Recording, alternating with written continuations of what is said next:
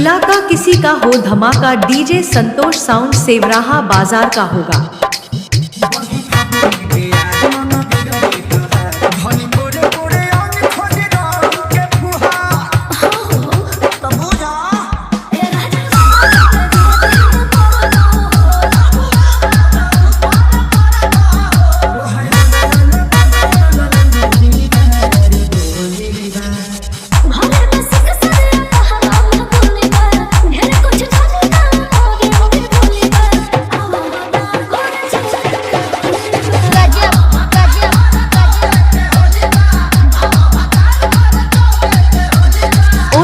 Power base DJ Santosh sound Sewraha बाजार। DJ booking करने के लिए संपर्क करें।